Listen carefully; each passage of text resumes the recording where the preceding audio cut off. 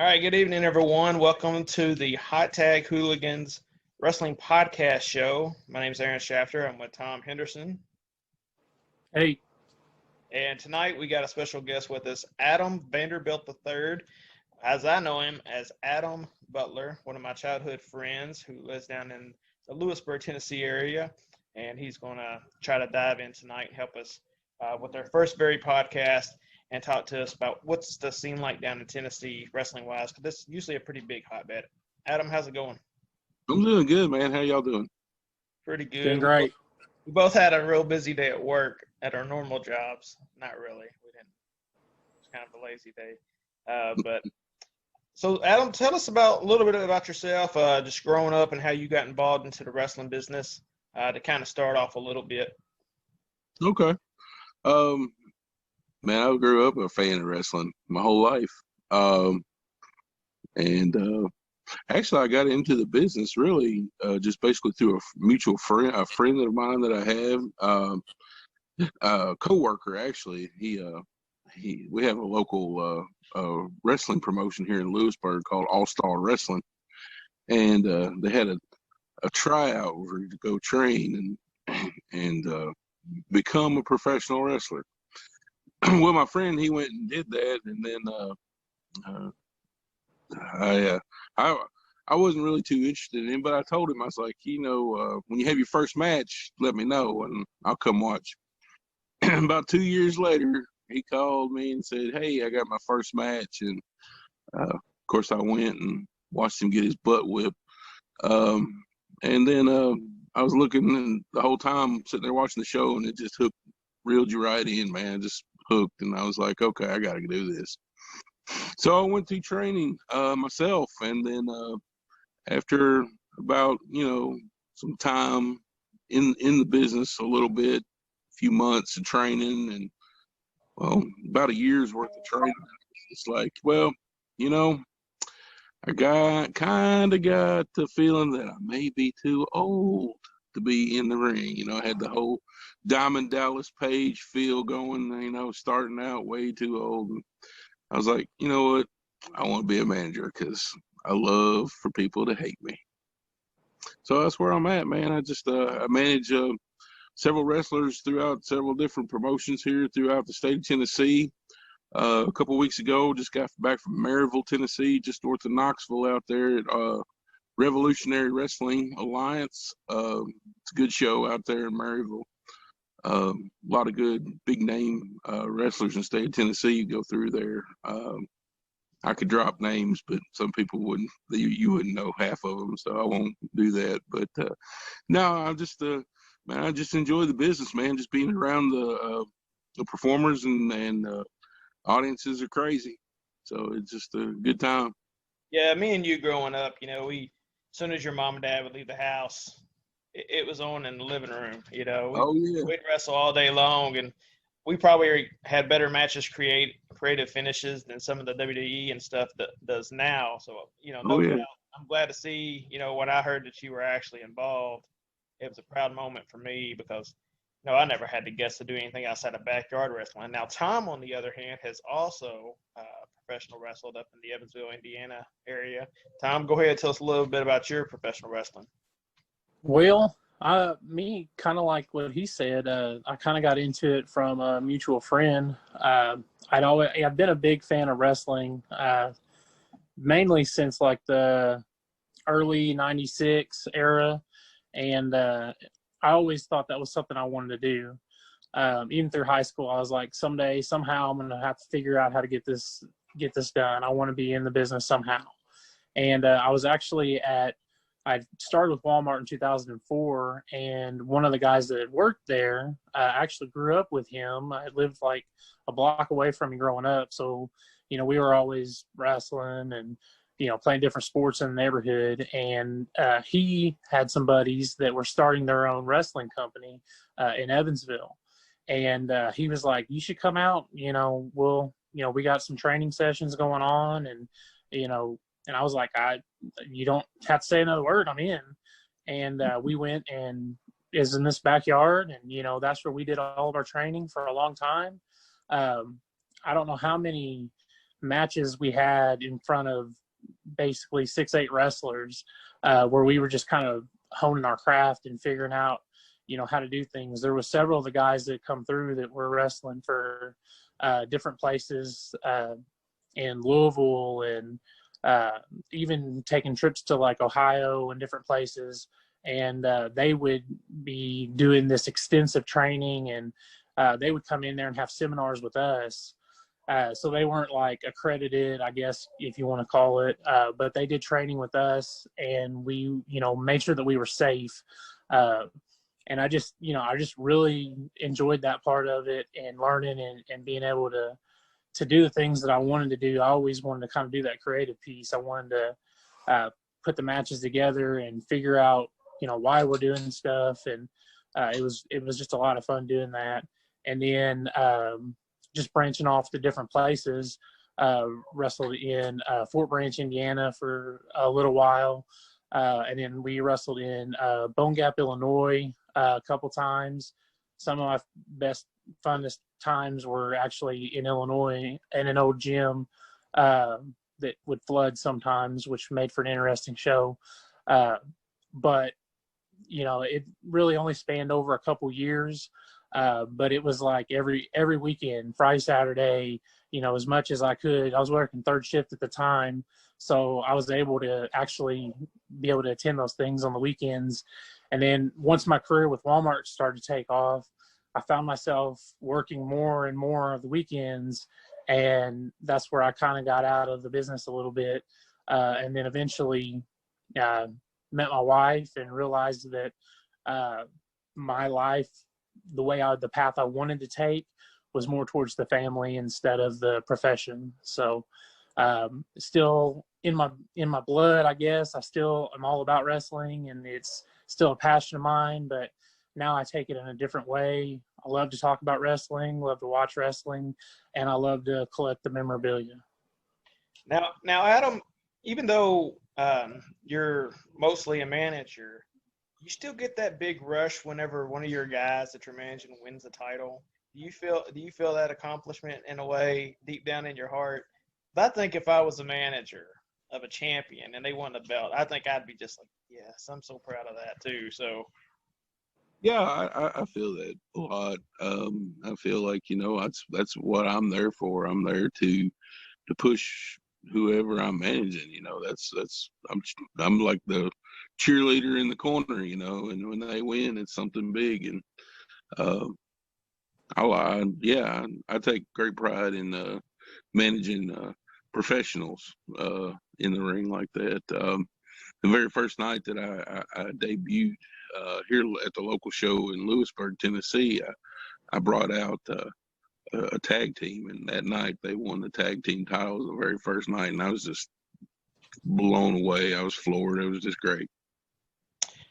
Do you do your style anyways towards any certain managers in the history of the business? Do you look up to watch any old videos to kind of manipulate anyone, or? I don't know if I manipulate anyone. I do. I do watch a lot of old Jimmy Hart from Memphis. Watch a lot of that, and I'll even pick up a lot of from Mid-South. I'll watch a lot of Jim Cornette. I'm not quick-witted like Bobby Heenan, so I try to stay away from that. Nobody's as good as Bobby, so. But I'd say my management style somewhere between Jimmy Hart and Jim Cornette. Just a kind of I can get in your face, but then when you try to fight back, I'm backing off. Do you feel that it's hard to be a manager? At times there is a lot going on. There's a lot you've got to remember.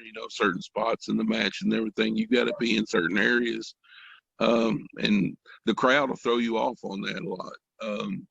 You get to jabbering with some guy that won't shut up in the front row, and you look back at the ring and you're like, oh darn, I just missed what I was supposed to do. Let's regroup on that one. It happens. Tom, going back to your career a little bit, how hard is it to get like match repetition down as far as the memory?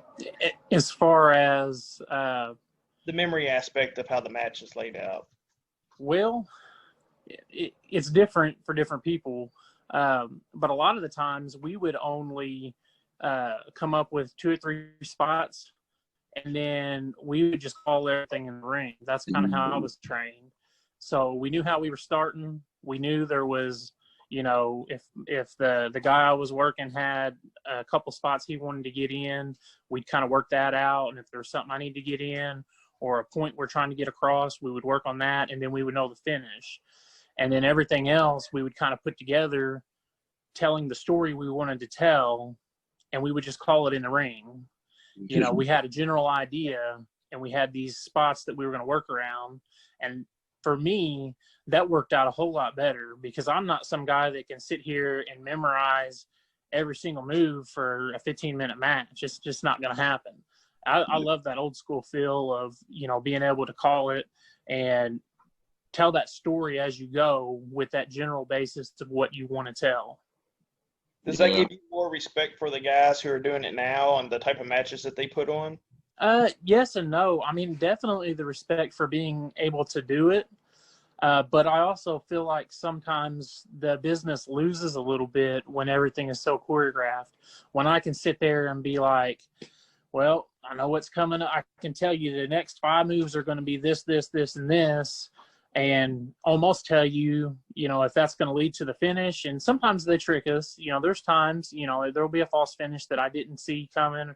But a lot of times that's my issue with is I can see it laying out, versus if they're going out there, and you can see that with some pros. If you got some really good ones in there, they may have some of it choreographed out, but you can tell when they're actually out there working. And I think that really goes a long way for the storytelling, and it's a lot better watching it. But yeah, definitely respect for them to be able to do it. And some of it's cool. I mean, there's some athleticism that, of course, I would never be able to do, but to be able to watch them guys and for them to be able to do those things and not miss a beat is just fantastic, and it's amazing. Now, Adam, the promotions that you work with, every time I've watched them, I get that old school NWA kind of feel to it. The old USWA, Jerry Lawler feel to it. Is that how you kind of feel working for that? Yeah. I mean, right now in Tennessee, that's what, old school Memphis wrestling is still popular, man. You can't, what worked back then, it still works today. It really does. And you don't have to come up with some elaborate storylines or anything like that. Just the little things, man, making sure the details are there. And when they're there, people will bite. And you got them. And it still works today. And that's one of the things. You keep it simple. You keep it simple and tell a simple story, and it's all you need. But he's right. There's a lot of times they overdo it and they try to do something fancy, and it just doesn't work like it would if you just told a basic story. Now, Tom's a little bit younger than us, even though he acts like he's like 30 years younger than us. But, Adam, me and you grew up on that. We grew up on the USWA, the old school NWA, where people still believed a lot of it was real. The real aspect is there. And then jumped into the Attitude Era and the big boom that happened with all of that.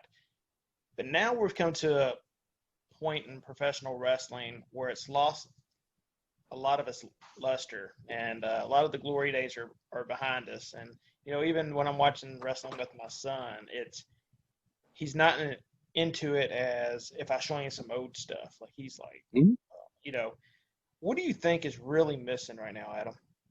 Character development.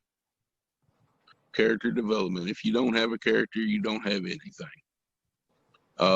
You can be the greatest in-ring technician. You can be the highest flyer in the ring. But if you can't get those people to believe in you and believe what you're really saying or what you're really doing, they're not going to buy it. They're not going to buy it. And that's what's missing today in the world of professional wrestling. Just don't buy it. Tom? Basically, he's hit the nail on the head. I think a lot of these companies want you to be a fan of the company and not a fan of the stars. for whatever reason, maybe they've, went off to Hollywood and done all these other things after they made their name, and that scared them because, they needing to have their people all the time. But I think, if you build some bigger stars, people are going to want to tune in for them. They're not going to tune in just because it's WWE, and I think with the fact that people can record it and they can watch highlights on YouTube or whatever it is, if there's nothing that's going to draw them to make me say, hey, what's going on tonight? What's so-and-so going to do? How's it going to go tonight? Then they'll just pick and choose when they'll watch, what they'll watch. And it's going to make a B-, at best, product. Recently, we lost Kamala last week, and it brought me to a point. I was listening to another podcast where they kind of stated, if that character came along today, it wouldn't last a day, because no one on earth would ever believe that he was from Uganda and that he was a headhunter. And it goes back to that character development that you're talking about there. The Undertaker came along at the right time, but his character progressed a lot. It had different levels of it where you knew, yes, the dead man aspect was kind of not there, but he became the American Badass, and it's the guy that you don't mess with. So can we get back to that at all? Or has the internet and social media just totally ruined that for everybody? Either one of you. Well, I think we can. I just think that you just have to do a better job of telling that story and building that character. I mean, you just, for instance, The Fiend. It's obviously a crazy character that should never exist, but people want to flock towards it. They want to be invested in it, but it's who's telling that story, who's writing that story, who's coming up with that character development. And are they putting the time and effort into making it as realistic as they can under the certain realm that it's in? And I think there's a place for that in pro wrestling. And it's different for everybody. I love those kind of characters. I'm all about some Kane, some Undertaker, and those type characters. But there's some people that just want to see Adam Cole versus Johnny Gargano, and that's fine. And I think you just need to have a little bit of that of each on each show and keep those stories going so that there's something for everybody. But it goes back to the character development point and that we talked about before. In my opinion, I think that's where if you did a Kamala, well, you would have to really tell that story. And it may not be that he's an actual headhunter, but maybe he thinks he is. If you tell that story well enough, at least everyone believes he thinks that he's that character. So it can be done. I just think there's a lot of work that's involved in making that happen, and they don't take the time and energy to do those type of things, even on a basic level. So definitely not for a character like that. Is that something that they do a lot of in the independent scene where you're at, Adam? Do they take the time for the federations that you're working for to develop those characters, or is it just something that WWE's just totally and the big leagues are just missing totally? Yeah, I think the big leagues are just missing it totally. AEW touches on it a little bit, but character development is so important. I mean, if you're a heel, if you're not getting the people into your character and hating your guts, you're not doing your job. Same thing for babyface. If you can't get over as a babyface and the people love you, want everything, to go your way, and nobody's behind you, nobody's cheering for you in your matches, you haven't developed that character. You haven't built that relationship with the audience. And I think you see that, I mean, today in WWE, there's no character development. And a lot of that has to do with the writers versus the booker. I really honestly believe that. They write the show for them. They tell them exactly what to say in every promo. It's just scripted to the T. It's not like that on the independent scene. You get a basic idea of what you want to portray and how you want the story to go, but it's up to you. It's up to you, the performer, to develop that character, to tell that story. and it's not there in, the big leagues anymore. Yeah. Triple H said this past week that he doesn't believe there will ever be another character as big as John Cena in the WWE. And that's, going forward. And that's a scary thought. To me, a lot of that has to do with the PG rating. I really have thought for a few years that they had turned Cena back to the old Thugonomics Cena, where he was a little bit more provocative and turned heel and said nastier things, it would start to pick up a little bit, just like Austin. I mean, every Monday night, you never knew what Stone Cold Steve Austin was about to do. And you never knew what The Rock was about to do or whoever else was about to do. And then they switch it to the PG due to the sponsorships. Either you guys think we'll ever get back to the point where the sponsors are like, look, we just need the ratings. Let's go. Well, actually, SmackDown this past week was TV-14. So it even popped up in the corner. Granted, I don't think they did anything that really pushed that envelope, but I thought it was interesting that the graphic actually said TV-14. And they've been the PG for a while, but were on the low end of it. They didn't really push any boundaries for a long time. I think they will. I feel like they need to compete with AEW, and that's the demographic that they need. They need a little edgier content. They need a little more seriousness in some of the aspects. And I'm hoping that SmackDown's that little thing in the corner, I'm hoping that is a sign for the future, because I think that will help a lot. I mean, you can still write a whole lot better of a story and a lot better program with PG than what they're doing. But TV-14, I think, will just make it easier. Well, TV-14 this past week could have been because of the man and woman, Alexa and Braun, where she's smacking him, a little domestic. So could have been. Made it a little bit edgier. Go ahead, Adam. I was just going to say, to getting back to the Attitude Era, do I think, WWE will ever get there? No, I don't. AEW, they're pushing the envelope a little bit. If you watch a little MLW, they do a little bit. I just think that the machine may be too big at WWE for them to do that. They're just pulling in, the money like crazy from sponsorships, and I really do feel like the sponsorship, and not only that, just being part of the stock market and all that with that they have to toe a line, and when they can't cross it, otherwise they run the risk of losing lots. Well, Adam, before we get to Tom and what he received in the mail today, any shows coming up down that way that fans should be trying to get down to Tennessee to see? I'm telling you what, if you're anywhere near Middle Tennessee on Friday nights, go watch Southern Wrestling Federation, SWF, in Tullahoma, Tennessee at the Gypsy Joe Arena. Great show. Just unbelievable atmosphere, very small, very intimate atmosphere in there, but man, it gets pretty wild at SWF. Also coming up, August 23rd, that's a Sunday show. If you're going to be in the Maryville area, go see RWA. They put on a great show. Lots of talent's going to be there. Lots of great talent's going to be there.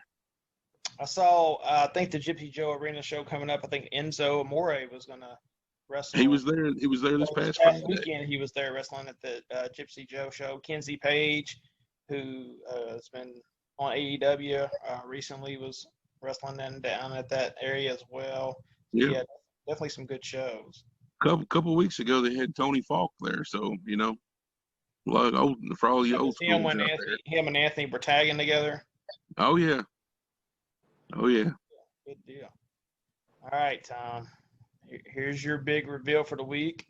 What you got? All right, so this first one, I know what this is. So I have this badass jean vest that I ordered from Pro Wrestling Tees, and I was on eBay the other night, and I ordered a couple of patches to put on it.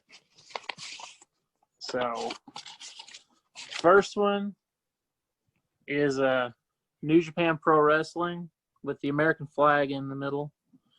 And the second one is the black and white NWO. So Classic. I'm gonna work on that vest here probably sometime soon.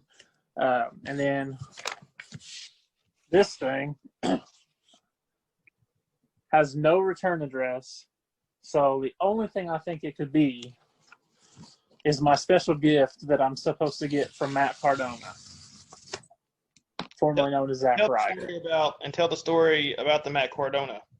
So I found this card in a box, a value pack of Topps WWE cards, and it was a 1-of-1 numbered card of Matt Cardona and Brian Myers, Kurt Hawkins. I'm so used to saying they're Zack Ryder and Kurt Hawkins. I'm so used to seeing their new names. But anyway, I emailed Matt Cardona looked at his Twitter, found his email, sent him an email, and asked him if he'd be interested. And it was weird because Brian answered, and he's like, yeah, he would love this, and gave me the address to send it to. So thought it was pretty cool. He posted it on his Instagram.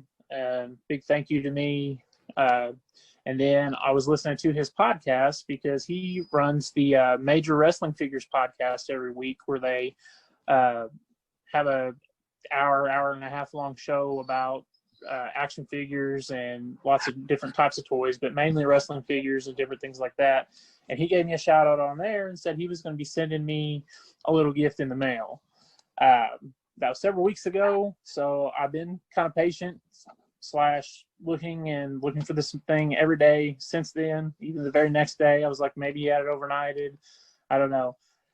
So anyway, let's open it up, see what it is. Are we sure it's from him? Yes, it is. So it is an autograph, Matt Cardona, and it says, to Thomas, thank you for the card. How sweet is that? Awesome. And then there's also something else in here. I have a Major Wrestling Figure Podcast Major Mark magnet. So pretty cool. And I have a Major Wrestling Figure Podcast sticker. So, I mean, that's pretty sweet. I had a Zack Ryder autograph, but I don't have a Matt Cardona, so that's pretty sweet. Although I don't think that's going to fit in my 8x10 binder, so I don't know what to do with that. And it actually is if you didn't tell, it's like an action figure. So it's got like the card, like it would be a picture of action figures, which is cool.